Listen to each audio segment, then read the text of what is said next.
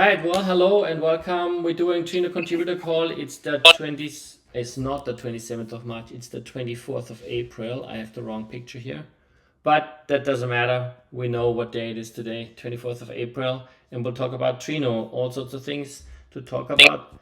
Specifically, we have these following four topics plus the latest Trino release, and we'll roll right into it, I think. So what I'm going to do is stop sharing. And again, thank you everyone for jumping in. I'll try to take notes and we'll see what we can get going. I'm also going to ask on Slack again if any more maintainers want to jump in. Thank you for jumping in for those of you who are here.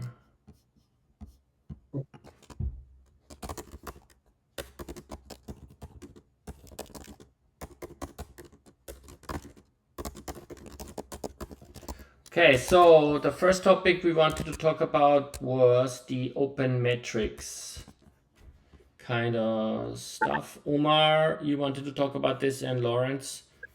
I think you want to lead this Yeah. away, or Omar, Can you or hear me? Yeah, we can hear you, Omar. Yeah. Yeah, I'm just on the road, so I'm really sorry if you can't hear me good. Uh, Sorry about not turning on the camera, but yeah, as you said, I wanted to raise the issue of OpenMetrics support in Trino. First of all, I want to start by asking which is the more recommended best practice way to expose metrics in Trino? Is it OpenMetrics or JMX Exporter? I would think it's OpenMetrics. It's probably the more modern and in production used setup. JMX is still there. I'm not sure how equivalent they are in terms of coverage, to be honest. There's a lot of JMX metrics.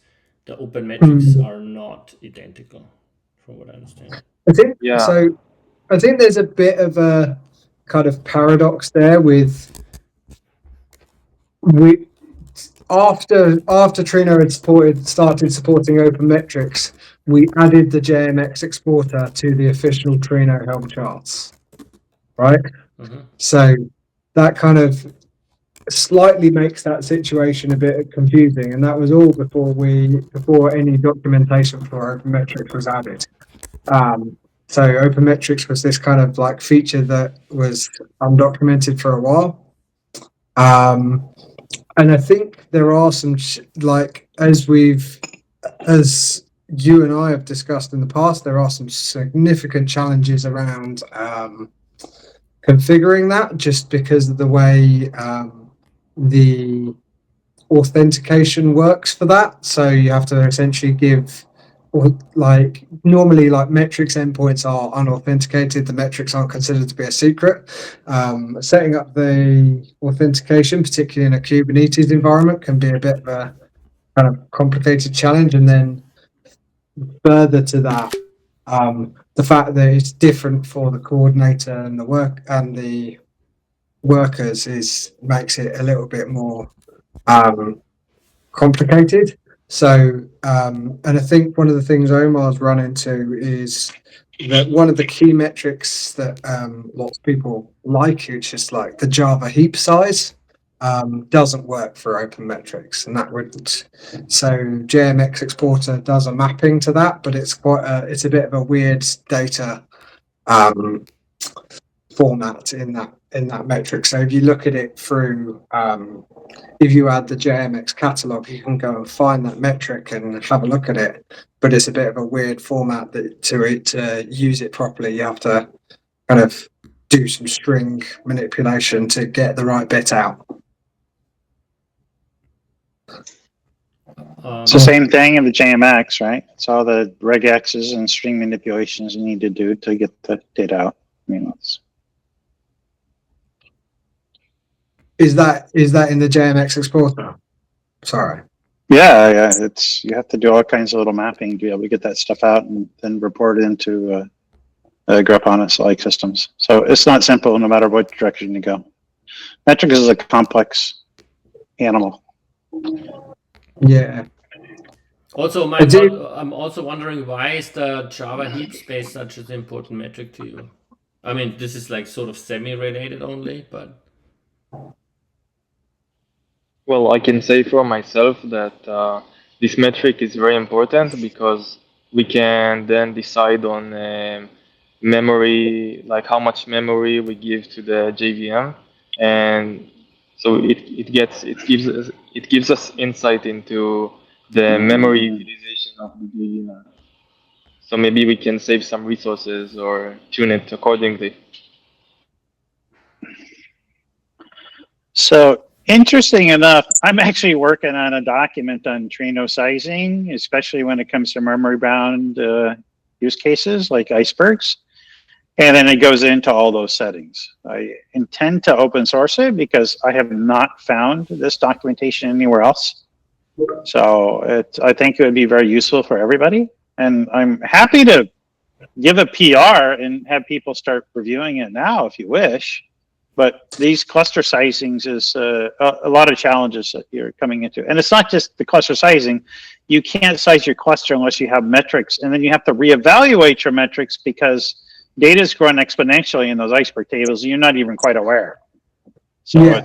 it's a big challenge. So I'm happy to work in the public domain on this. I can give it. So I mean, that lends towards it would be really helpful to be able to, particularly those kind of Java heap size, to maybe do the mapping for that in something like Airlift as a special case, just to make sure that those metrics come out through the OpenMetrics stuff that's in Airlift.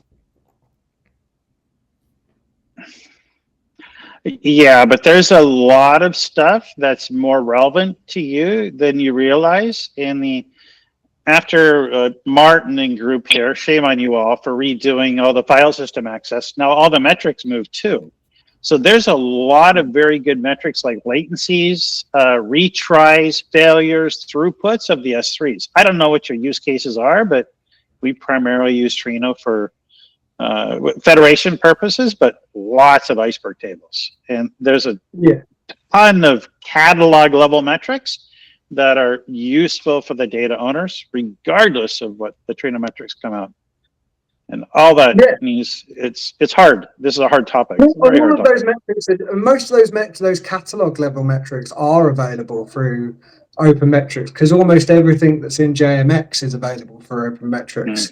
It's just this very specific use case of, to my knowledge, it's the one use case where those metrics which come from the JVM are in a weird format and they don't work out through OpenMetrics.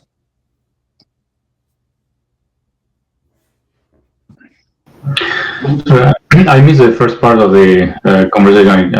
I got in late, but do you have an example? I mean, and you need to show it now, but if you can send an example of how the metric is being exposed and how do you think it should be exposed? I mean, I can send you a issue. I could give you the issue number if that's any help. Yeah. Let me find that issue number. Yeah. Those mappings. I mean, we can change them. I think we came up with mapping, but I don't know if it's the optimal mapping. So, I mean, that's just preliminary. Also, when it comes to the sizing in general, Eric, like any of those kind of contributions would be great. Like Martin, myself, and Matt sort of like got some generic advice in the Trino book, essentially, but it boils down to exactly what you said. You need to like probably oversize to be on the safe side, so that like not any trivial query like fails overall. Have a semi-decent cluster with rather large machines. Like half a dozen machines or something, which have a good amount of memory, and then you need to measure and see how it goes. Like that's ultimately. Martin, the issue number is 21056.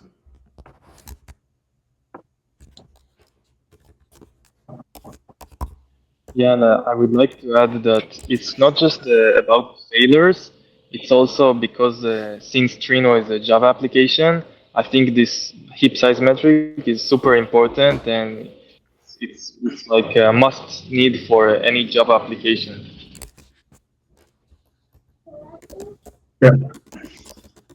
It's interesting, but I haven't seen it useful, to be honest. I care more catalog level and query level metrics.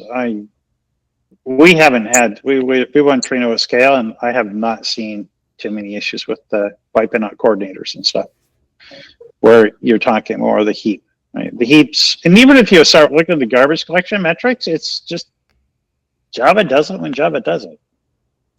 Are you running in actual like problems that you're running out of heap, or like what are you trying to achieve No. by understanding the heap? Yeah, we just want to monitor it to make sure that and raise like trigger alerts when it reaches the threshold in Grafana. I agree with Omar here. Like, you can't run a Java app and not monitor the Yeah. what.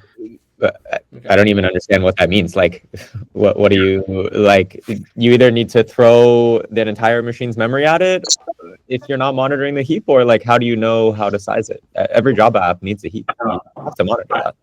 Yeah, I completely agree with that. I mean, we like any deployment of Trino, like in the past, we looked at the heap, and one of the things you look at is the heap.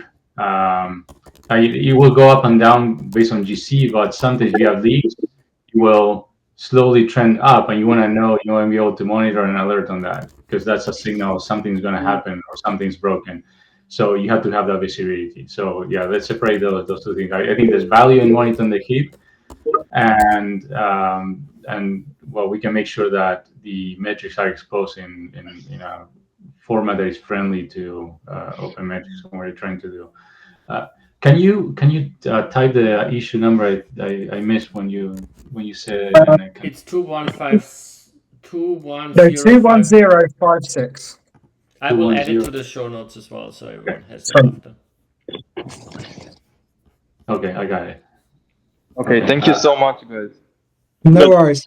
While we're on OpenMetrics, I would like to raise another issue that I have around this, and like it's really about the usability of the OpenMetrics, particularly when you're doing it in kind of Kubernetes world. The issue number is 24725. So at the moment, the metrics endpoints for OpenMetrics are authenticated, and as I mentioned, they are different, usually differently authenticated on the workers as opposed to the coordinator, and kind of authentication of metrics endpoints is outside of the norm for these things, right? The standard scraping for most kind of Kubernetes app, you add so you add a couple of annotations to say scrape this app, and they just get scraped. With Trino, you have to do something much more complicated and set up custom scrapes to set up and pass secrets to be able to set up the authentication for that. And I would like to suggest that I am suggesting that if we can do something to make this more usable for everyone and simpler to use. I think it would be fine to have an unauthenticated metrics endpoint exposed, where you would just probably have to like have it as a global configuration, because I'm sure there's people that are not fine with that. So if we add a property that allows you to make it public, so it can be scraped in your deployment, but the default stays the current behavior, I think that would probably be fine. Martin, does that sound reasonable? Yeah, I mean, yes, although I do hesitate having yet more configuration knobs. So I like to understand. So I'm trying to think about, I know you look at JMX. So not talking about OpenMetrics for a moment, but if you look at JMX, everyone runs it unauthenticated, although it has a mechanism for authenticating. You can say you can require authentication, and I cumbersome. No one uses it. So I'm curious about like what are the? I mean, you're kind of indicating that people that use OpenMetrics don't use authenticated APIs for that, but is that just in your organization or is that across the industry? Like, and where is it? So, sorry. Okay, so to elaborate a little bit more, the JMX exporter that you can use and people have been using with Trino and previously Periscope for donkey's years, the kind of default is unauthenticated. You can set it to authentication, but all of the standard scraping tools like the open telemetry tools like the Grafana alloy, stuff like that, you have to do some complicated configuration to make that authentication work, and that will be custom to your Trino because you end up passing secrets around and things like that. In OpenMetrics and only with OpenMetrics in Trino, that endpoint is always authenticated. So you enforce that that kind of complicated configuration. So people end up, even though we have all OpenMetrics available, people end up configuring the JMX exporter, which does add measurable load to the cluster in order to support that, because the configuration of the scraping is a bit of an art. So I guess my question is, what do other software? What does everyone else do? Like we're not the only ones. They have unauthenticated endpoints when they have endpoints. Every does every server out there that exposes OpenMetrics these days have unauthenticated, or is the industry trending towards? In my experience, yes. So we do it a bit different. We drop a jar directly into Trino that's a JMX exporter. So we don't expose the endpoints themselves, and then it pushes it. Yeah. So you're configuring the JMX exporter, right? Yes. So that's what, and that's also been young can testament to this, that's also been enriched into the Helm chart. So the Helm chart will do that with you and expose those endpoints.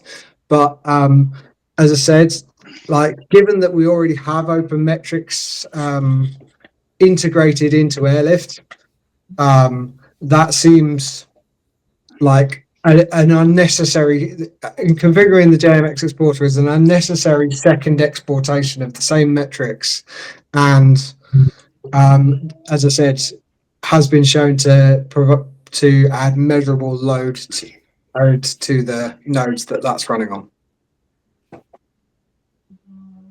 Then use a JMX connector, right? It's still basically only 1 minute aggregate stats. I think that the thing is doing. So I don't. You can use SQL and grab it.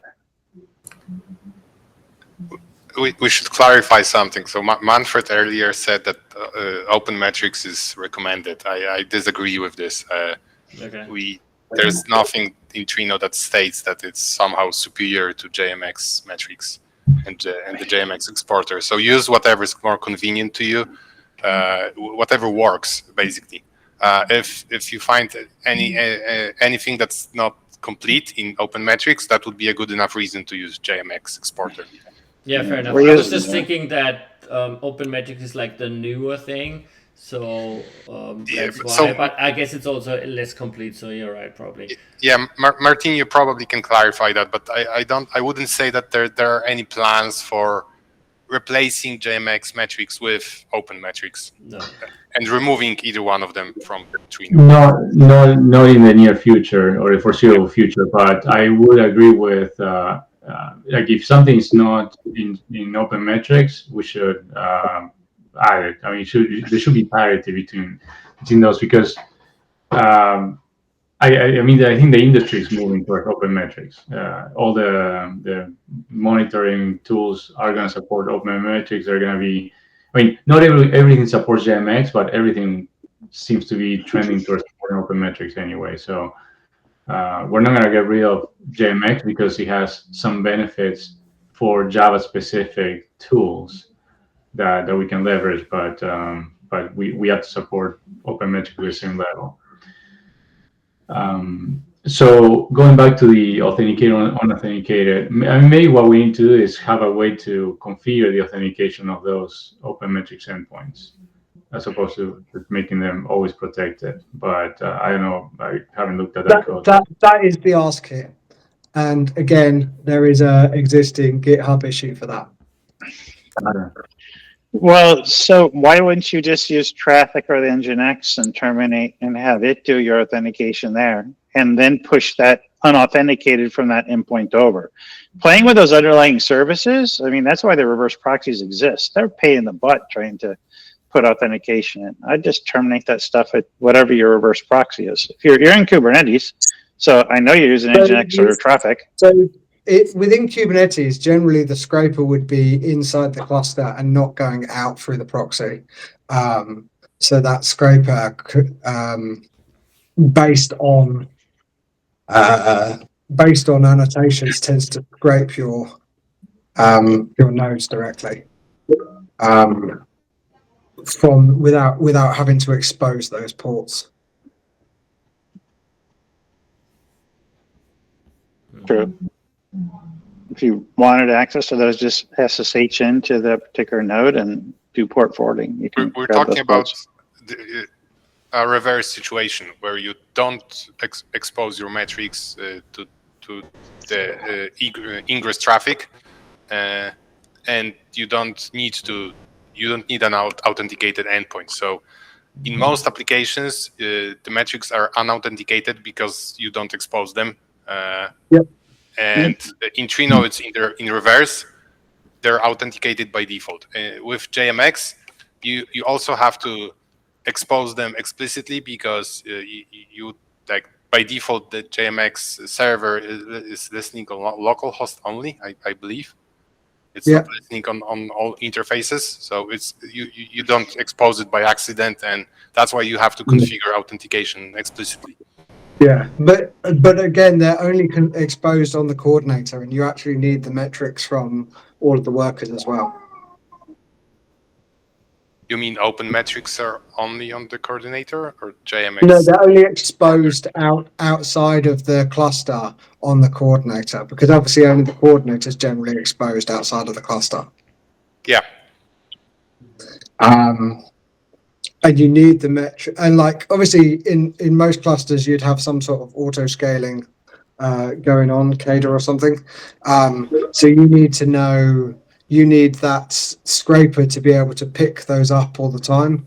If you were trying to scrape this from outside of your cluster without the annotations thing, you'd have challenges with that because you'd have to keep working out what the nodes are in your cluster.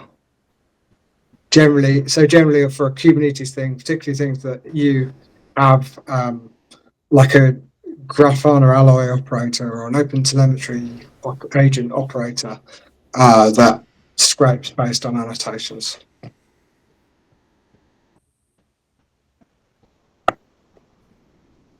Okay, well, it looks like we need to at least look at those two issues and then probably like discuss this more further next steps. But I see that there's definitely some pains. Have you got the second issue number down, Manfred, for the notes? It was 24 something. 725. 24310. Oh, that's another one.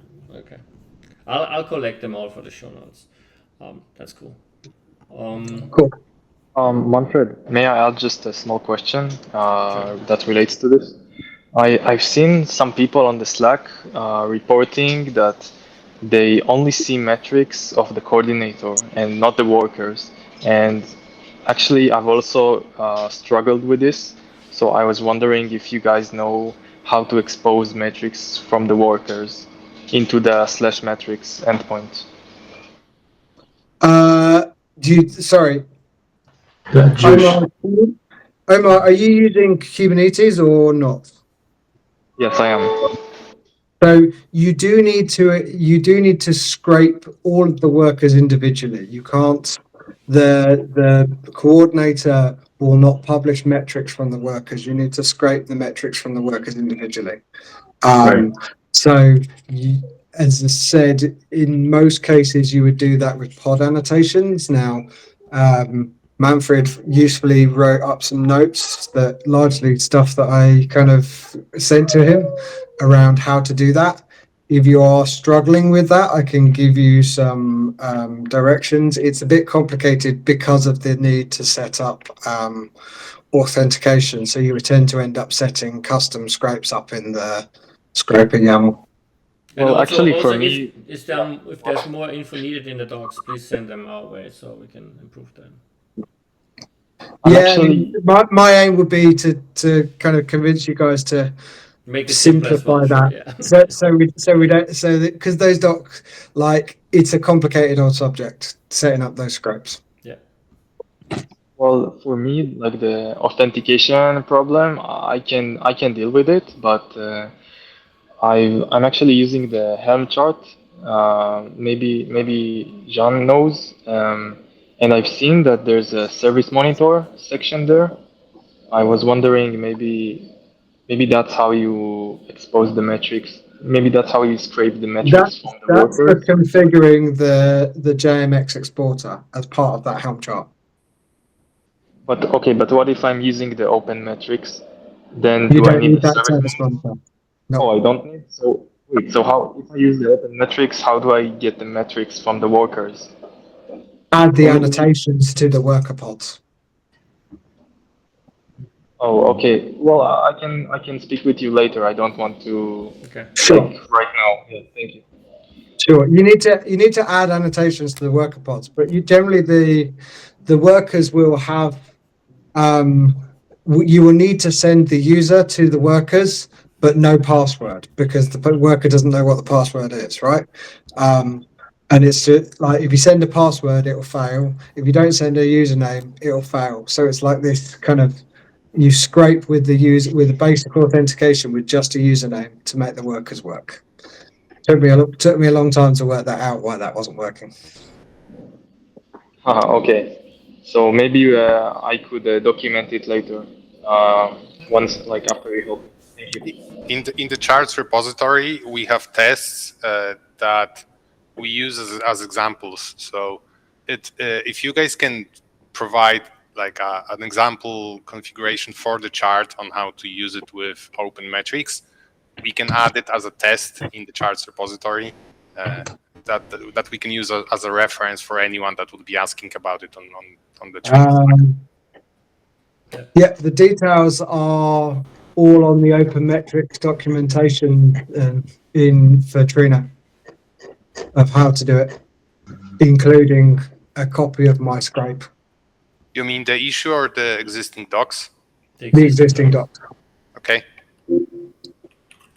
Yeah, I was gonna say PRs are welcome. Yeah, we've already, so it's all the details around that is on the existing documentation in the section coordinator and worker metrics for Kubernetes.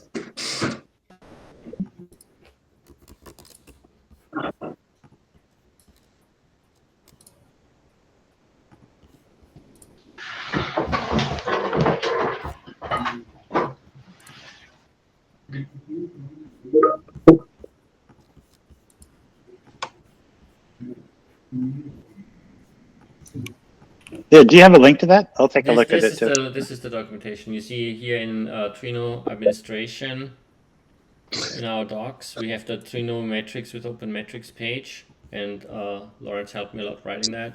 And it has just a general configuration, a whole bunch of stuff, and then a simple example with Docker and Prometheus where you can actually like sort of play around and run it yourself. And then this is the section that Lawrence now also referred to related to the chart. And yeah, it probably might make sense to shift some of that over or duplicate it over or whatever, something.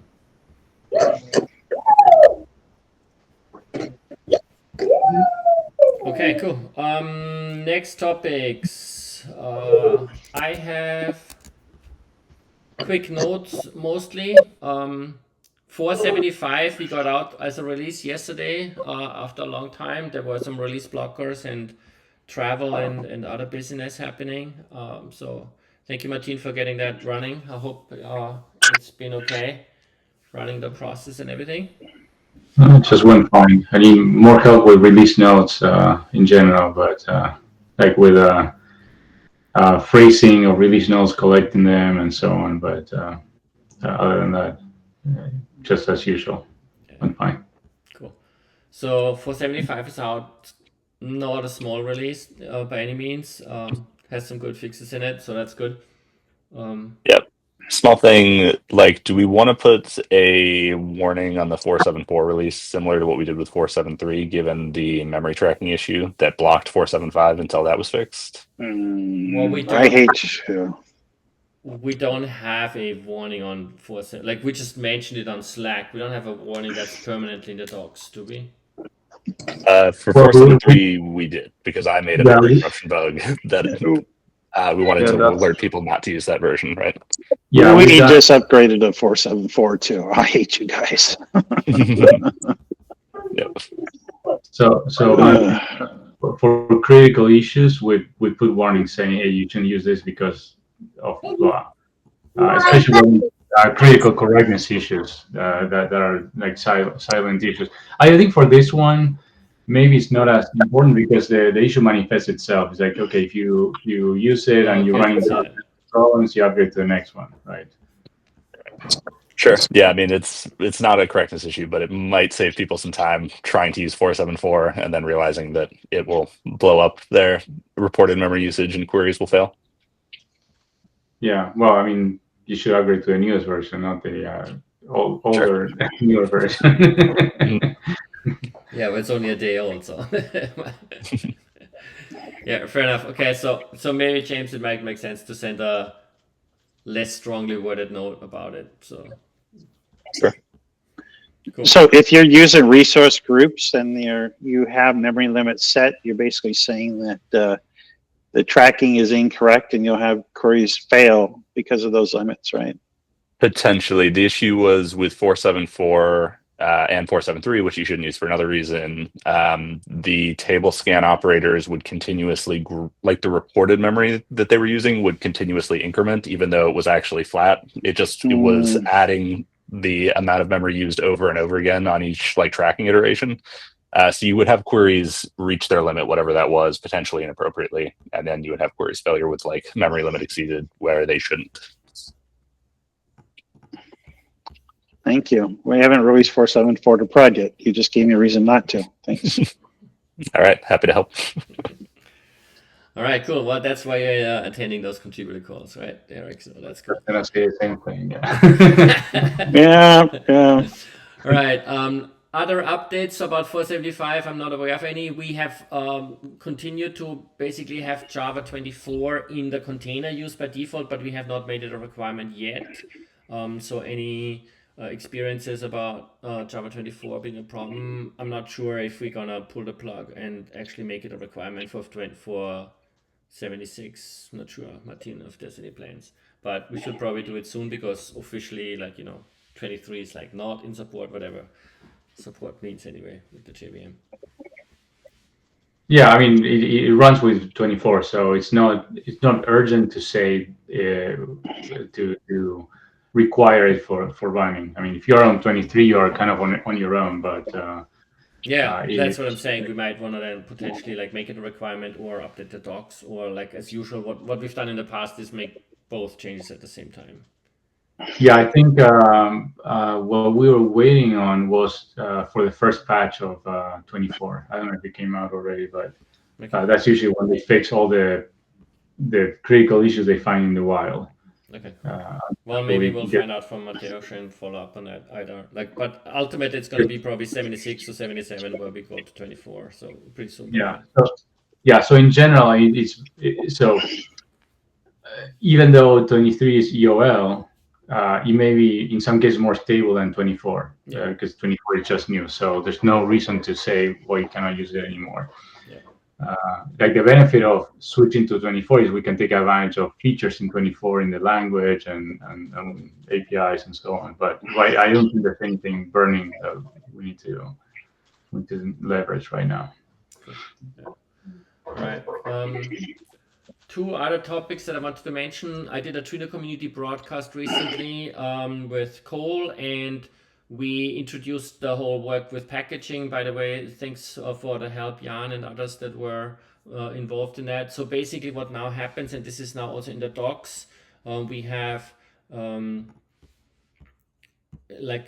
we have the plugins documentation that allows you to understand better how to install and remove plugins and that kind of stuff. And in the Trino packages repository, we have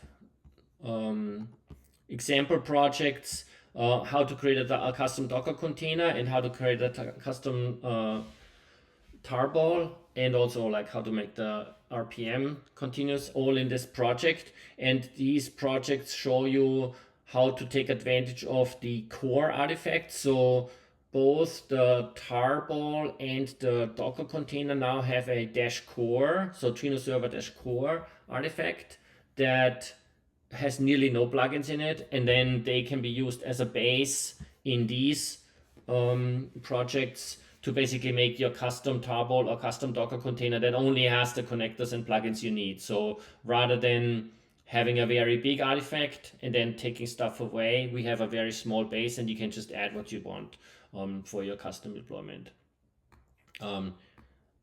Jan just mentions he's using it in all his custom plugins and connectors, and that's really awesome. Obviously, there's mechanisms in place to pull them in from repositories or from like just copying it into place in one of those example projects, or like pulling them down from a URL or pulling them down from like a Docker registry and like all that kind of stuff. So please try that out and let us know how it goes. Hopefully you can all make your deployments a bit more efficient that way and not carry this massive artifacts around. One reason we are doing this also is because our Docker container is very large and probably like not ideal, and it will also allow us to make some plugins optional, as in like the default Docker container and the default tarball will no longer contain it in the future.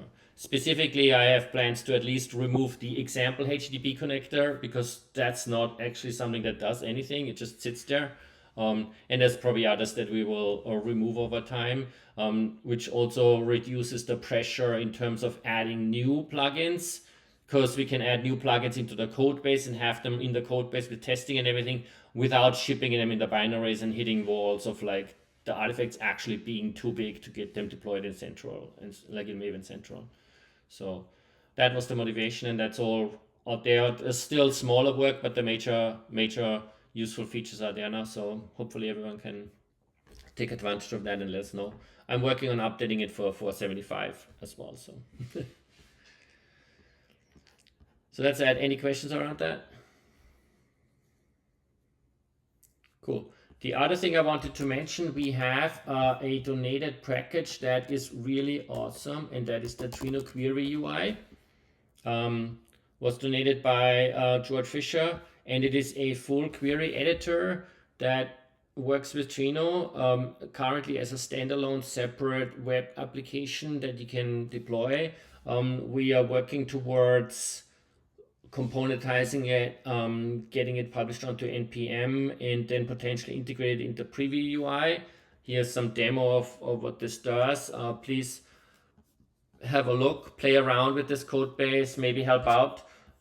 File issues if you find any. Specifically also, I have a demo from Peter Costolani, who got it integrated into the preview UI already. So he's working towards it being available as another tab in the preview UI. There's a bunch of work that's necessary to make this happen. But we're working towards it, and it would be great to get everyone's participation and help with that. So specifically, obviously, people that know a bit more about Java script rather than Java, because this is all on a totally different stack. Do you have a link to that? Because we have a similar issue Yeah, that we Trino need to Query address. UI is the top level project, and there's a couple of issues already, and there's more plans, and we will create our next steps here. So it's under GitHub/TrinoDB. Yeah, TrinoDB/TrinoQuery UI. Okay. And I think that's all the topics I wanted to talk about. Or did I not show my screen? Oh, sorry. I should show.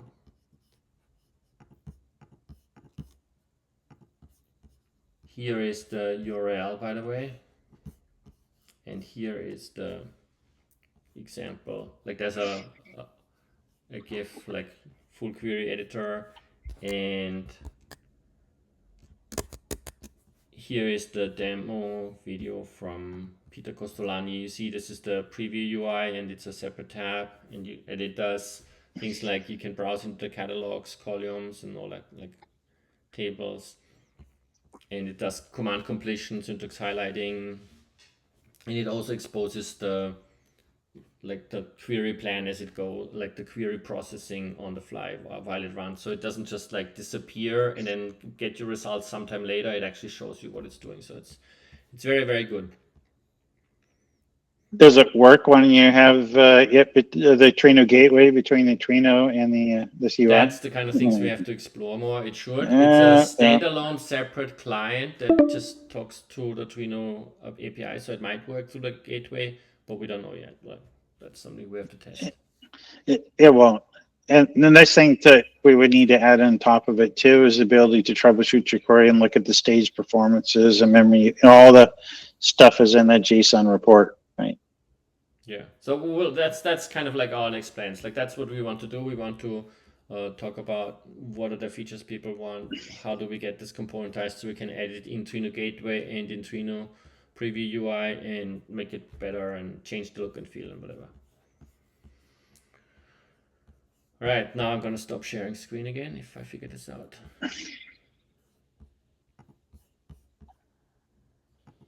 By the way, if any of you guys use the OpenTelemetry tracing with Trino, I recently contributed support for exporting in HTTP protocol, and it actually released in 475.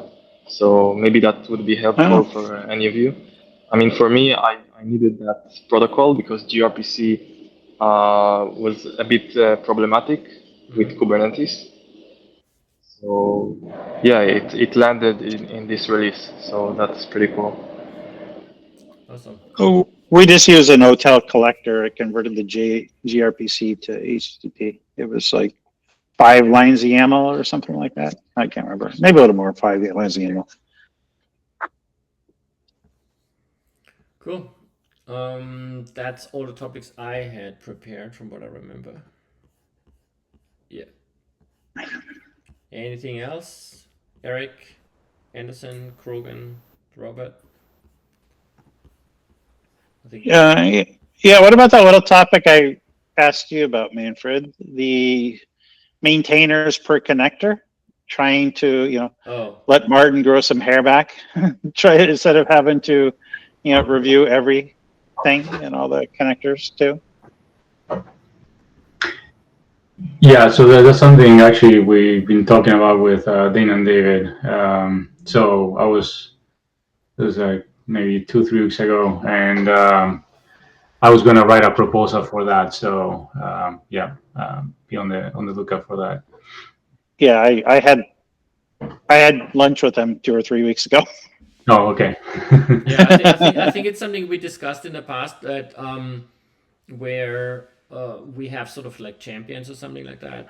The problem is that a lot of the connectors are intertwined. Like all the JDBC connectors hang together via the base JDBC connector. Most of the Lakehouse connectors depend on the file system support. But I think having champions or like sort of like some sort of like elevated maintainers would be great, because ultimately we need to scale and distribute the responsibilities.